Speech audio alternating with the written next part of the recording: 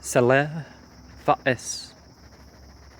In a dream, Coronis saw the city in the valley, and the seacoast beyond, and the snowy peak overlooking the sea, and the gaily painted galleys that sail out of the harbor toward distant regions where the sea meets the sky. In a dream, it was also that he came by his name of Coronis, for when awake, he was called by another name. Perhaps it was natural for him to dream a new name, for he was the last of his family, and alone among indifferent millions of London, so there were not many to speak to him, and to remind him who he had been. His money and lands were gone, and he did not care for the ways of the people about him, but preferred to dream and write of his dreams. What he wrote was laughed at by those to whom he showed it, so that after a time he kept his writings to himself, and finally ceased to write. The more he withdrew from the world about him, the more wonderful became his dreams, and it would have been quite futile to try to describe them on paper. Coronis was not modern, and did not think like others who wrote. Whilst they strove to strip from life its embroidered robes of myth, and to show in naked ugliness the foul thing that is reality, Coronis sought for beauty alone. When truth and experience failed to reveal it, he sought it in fancy and illusion, and found it on his very doorstep, amid the nebulous memories of childhood tales and dreams. There are not many persons who know what wonders are open to them in the stories and visions of their youth. For when, as children, we listen and dream, we think but half-formed thoughts, and when, as men, we try to remember, we are dulled and prosaic with the poison of life. But some of us awake in the night with strange phantasms of enchanted hills and gardens, of fountains that sing in the sun, of golden cliffs overhanging murmuring seas, of plains that stretch down to sleeping cities of bronze and stone, and of shadowy companies of heroes that ride caparisoned white horses along the edges of thick forests. Then we know that we have looked back through the ivory gates into that world of wonder which was ours before we were wise and unhappy.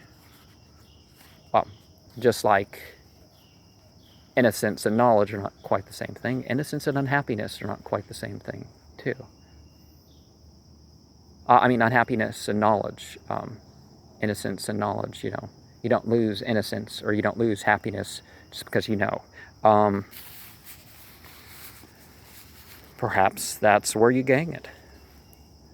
Coronis came very suddenly upon his old world of childhood. He'd been dreaming of the house where he had been born, the great stone house covered with ivy, where 13 generations of his ancestors had lived, and where he had hoped to die. It was moonlight, and he had stolen out into fragrant summer night, through the gardens, down the terraces, past the great oaks of the park, and along the long white road to the village seemed very old, eaten away at the edge, like the moon which had commenced to wane, and Coronis wondered whether the peaked roofs of the small houses hid sleep or death, and the streets were spears of long grass, and the window panes on either side broken or filmily staring. Coronis had not lingered, but had plodded on as though summoned toward some goal. He dared not disobey the summons for fear it might prove an illusion, like the urges and aspirations of waking life, which do not lead to any goal. Then he had been drawn down a lane that led off from the village street toward the Channel cliffs, and had come to the end of things, the precipice and the abyss where all the village and all the world fell abruptly into the unechoing emptiness of infinity, and where even the sky ahead was empty and unlit by the crumbling moon and the peering stars, faith had urged him on, over the precipice, and into the gulf, where he had floated down, down, down, past dark, shapeless, undreamed dreams, faintly glowing spears that may have been partly dreamed dreams, and laughing winged things that seemed to mock the dreamers of all the worlds. Then a rift seemed to open in the darkness before him, and he saw the city of the valley, glistening radiantly far, far below, with a background of sea and sky, and a snow-capped mountain near the shore. Coronis had awakened the very moment he beheld the city, yet he knew from his brief glance that it was none other than Celephais, in the valley of Uth Nargay, beyond the Tanarian hills, where his spirit had dwelt all the eternity of an hour one summer afternoon, very long ago, when he had slipped away from his nurse and let the warm sea breeze lull him to sleep as he watched the clouds from the cliff near the village. He had protested then, when they had found him, waked him, and carried him home, for just as he was aroused, he had been about to sail in a golden galley, and those alluring regions where the sea meets the sky, and now he was equally resentful of awakening, for he had found his fabulous city after 40 weary years. But 3 nights afterwards, Coronis came again to Celephais, and as before, he dreamed first of the village that was asleep or dead, and the abyss, down where one might float silently.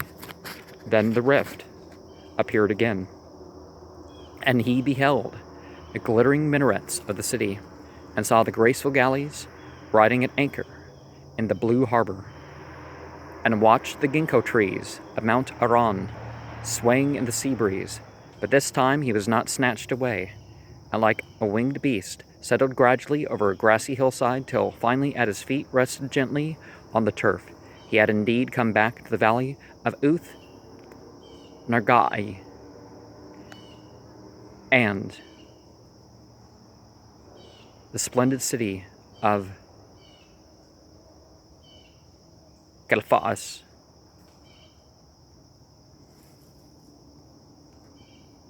Down the hill, amid scented grasses and brilliant flowers, walked Coronis, over the bubbling Naraxa, on the small wooden bridge where he had carved his name so many years ago, and through the whispering grove to the great stone bridge by the city gate.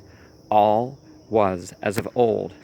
Nor were the marble walls discolored, nor the polished bronze statues upon them tarnished, and Coronis saw that he need not tremble, lest the things he knew be vanished, for even the sentries on the ramparts were the same, and still as young as he remembered them.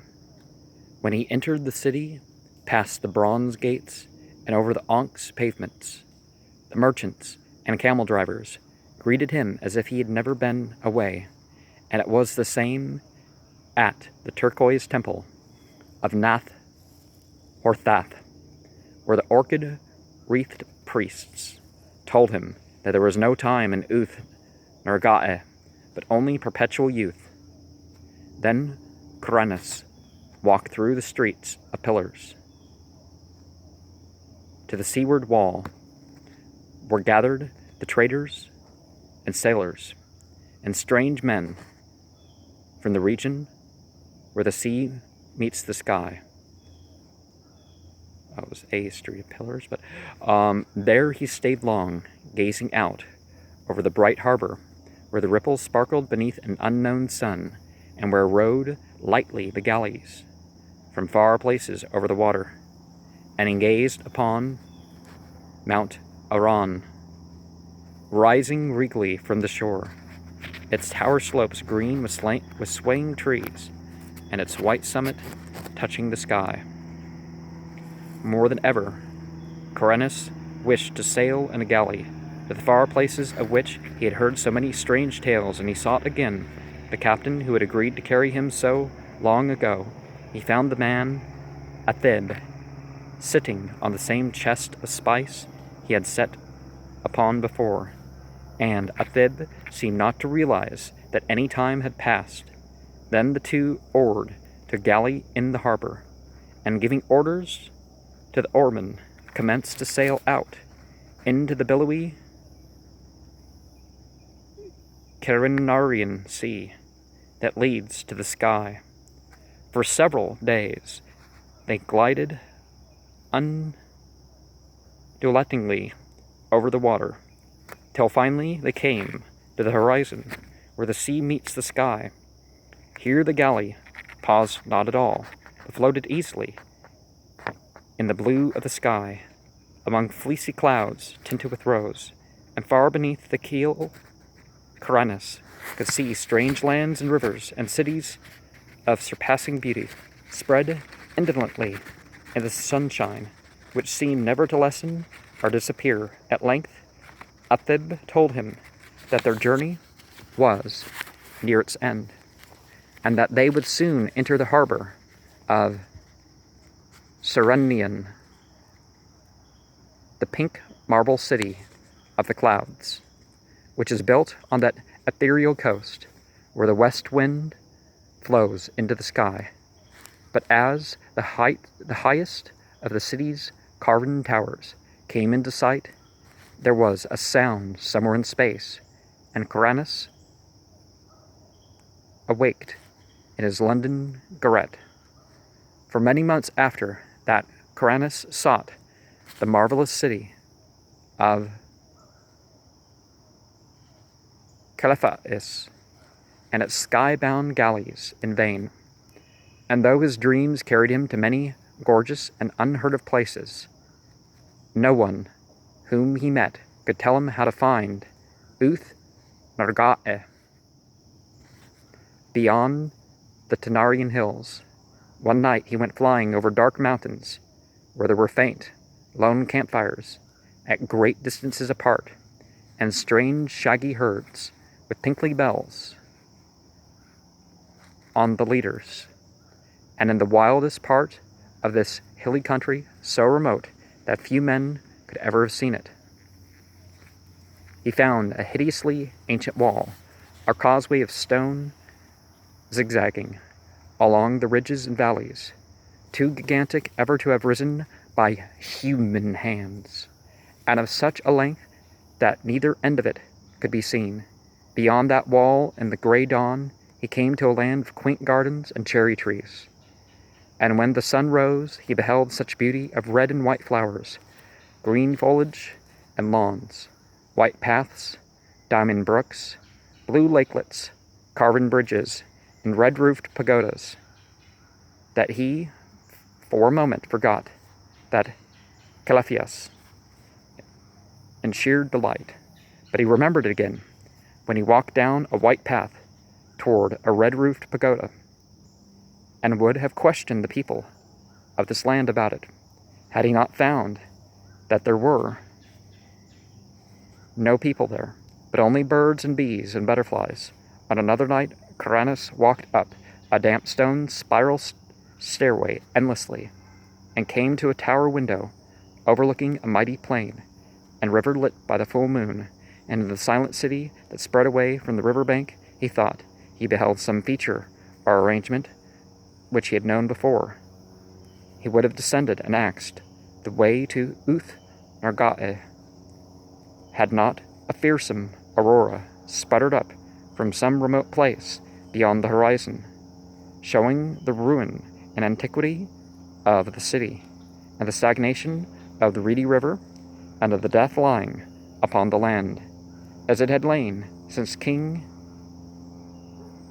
Caenarathalis came home from his conquests to find the vengeance of what they considered to be gods.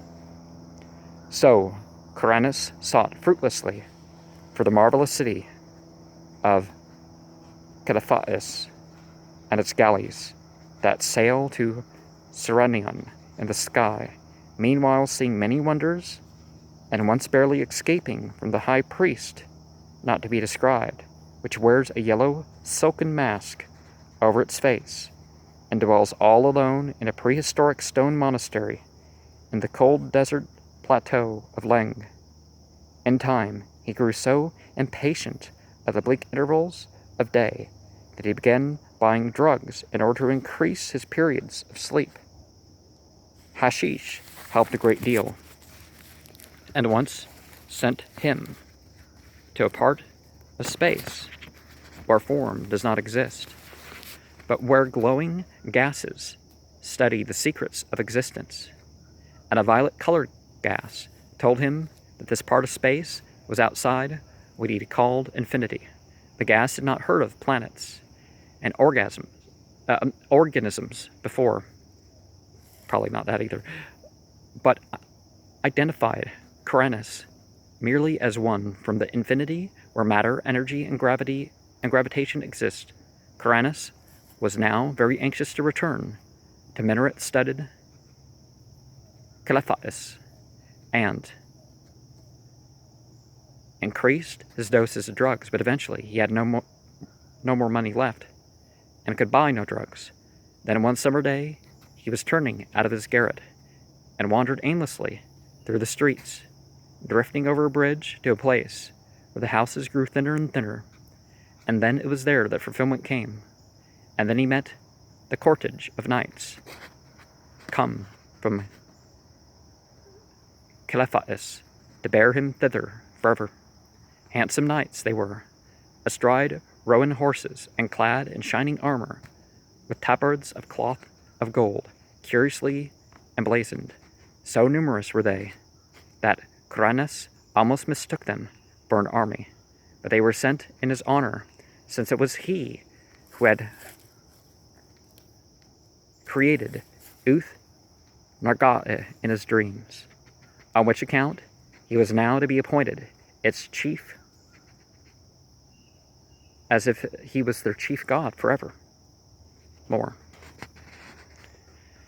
Then they gave Caranis a horse and placed him at the end of the cavalcade, and all rode majestically through the downs of Suri and onward toward the region where Caranis and his ancestors were born. It was very strange, but as the riders went on, they seemed to gallop back through time. For whenever they passed through a village, in the twilight they saw only such houses and villagers as Chaucer or men before him might have seen, and sometimes they saw knights on horseback, with small companies of retainers.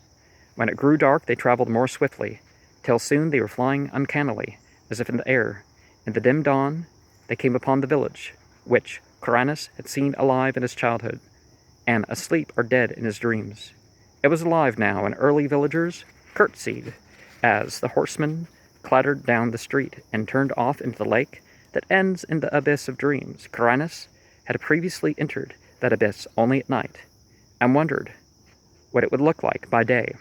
So he watched anxiously as the column approached its brink. Just as they galloped up the rising column to the precipice, a golden glare came somewhere out of the west and hid all the landscape in effulgent draperies.